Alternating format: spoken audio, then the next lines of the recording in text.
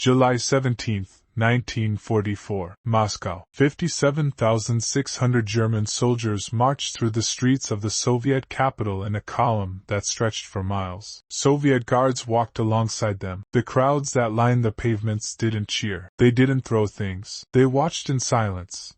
Soviet civilians who had survived 3 years of German occupation. And when the last prisoner passed, city workers followed with water carts, washing the street clean. This is what the end of Army Group Center looked like. If you watched Part 1, you know how we got here. In 12 days, from June 22 to July 3, 1944, the Soviet Operation Bagration had destroyed the German Fourth Army, shattered the 3rd Panzer Army, and encircled an entire German defensive line at a speed that Wehrmacht commanders had never seen before. Minsk had fallen, the administrative capital of the German occupation of Belarus, held since 1941, taken in a single day. And outside the city, approximately 100,000 German soldiers were still alive. They were remnants, men from shattered divisions who had been trying to retreat westward toward Minsk, only to find Soviet tank columns had already gotten ahead of them. Now they were in a pocket,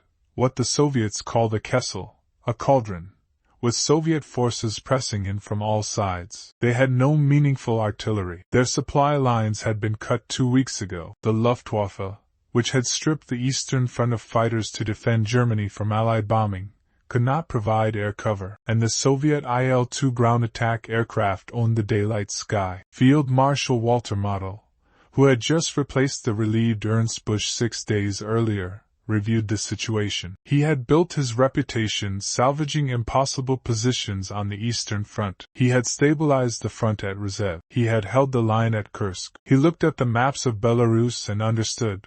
There was nothing to salvage here. Inside the Minsk pocket, the math was brutal and simple. 100,000 men, shrinking perimeter, Soviet artillery firing inward from every direction, no food resupply, no ammunition resupply, and the circle was tightening by the hour. German commanders in the pocket faced a choice that was not really a choice: fight in place and die, or attempt a breakout through Soviet lines and probably die. Some tried. One German soldier from the Bobruisk encirclement, Heinz Fiedler, later described what the breakout attempt looked like from ground level. Most of his unit had already been killed. He was told to gather the survivors and move west. Their navigation tool, the setting sun. Walk toward the setting sun. Keep walking. At night they hid. During the day, Soviet aircraft hunted anything that moved. The roads were death. The forests were marginally safer, but Soviet infantry was everywhere. Of the men who set out with Fiedler,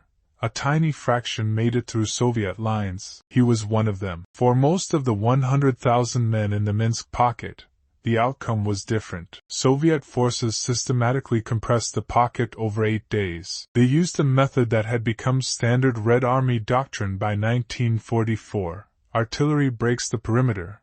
Il-2s destroy anything trying to move in the open.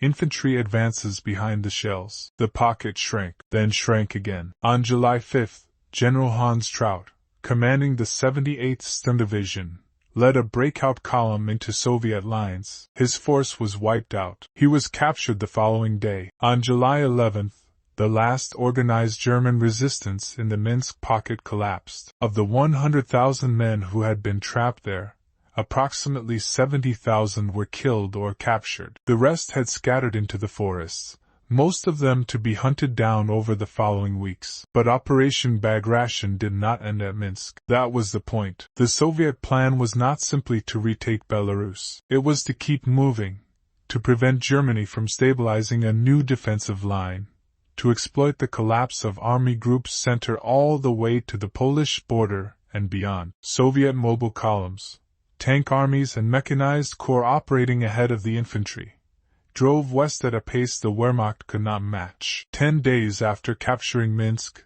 Soviet forward units reached the Polish border. Think about that. 10 days. 400 kilometers in 10 days. The German line in the east, which had been relatively stable for months, had simply ceased to exist over a front the width of France. Field Marshal Model threw in every reserve he could find. Divisions pulled from other fronts. Replacements rushed east by train. Scratch units formed from rear area troops and convalescents. None of it was enough. The Soviet momentum was too great, and the German losses too severe to plug a gap that wide. By the end of July, Soviet forces were approaching the Vistula River, the last major water barrier before Germany itself. On August 1st, Soviet tank units reached the outskirts of Warsaw. They had advanced 500 kilometers in 40 days. That same day, August 1st, the Polish Home Army in Warsaw launched a massive uprising against the German occupation.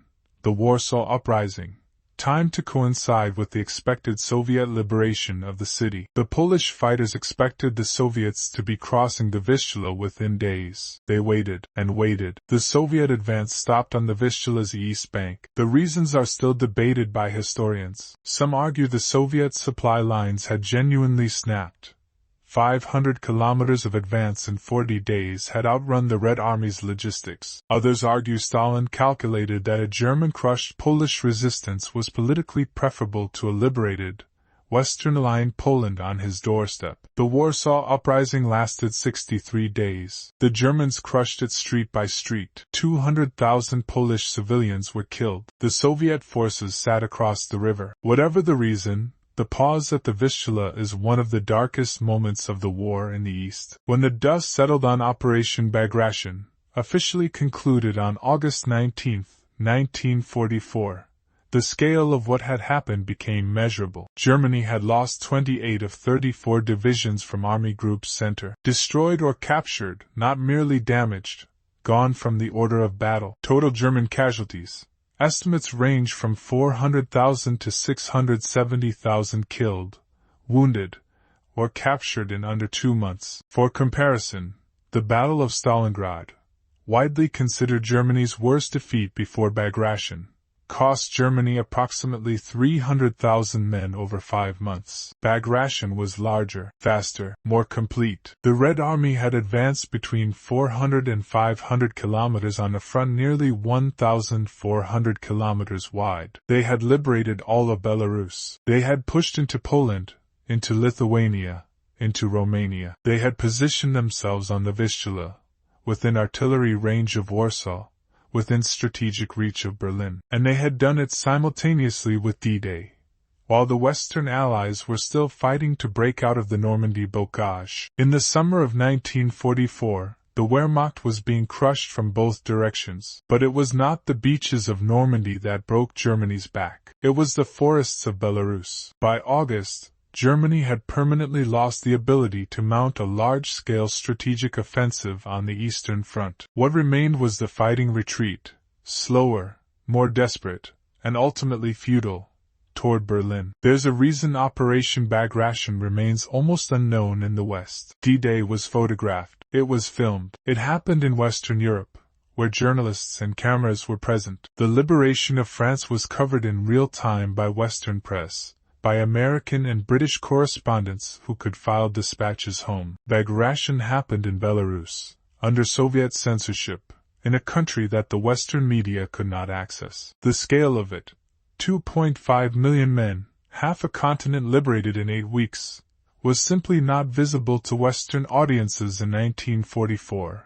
And the Cold War made sure that Soviet military achievements were politically inconvenient to amplify for the next 50 years. But the soldiers who fought on both sides knew. The Wehrmacht officers who survived knew. Every German general who wrote a memoir after the war acknowledged it.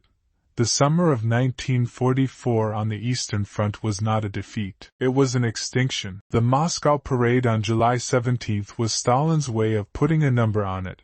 57,600 men, marching through the capital, and street cleaners following behind. It's the most fitting image of the whole campaign. Germany came east in 1941 to conquer. In 1944, they were washed off the street like dirt. Operation Bagration. 2 months, 500 kilometers, 28 divisions erased. If you've watched both parts of the series, you now know something that most people who call themselves WW2 history fans don't.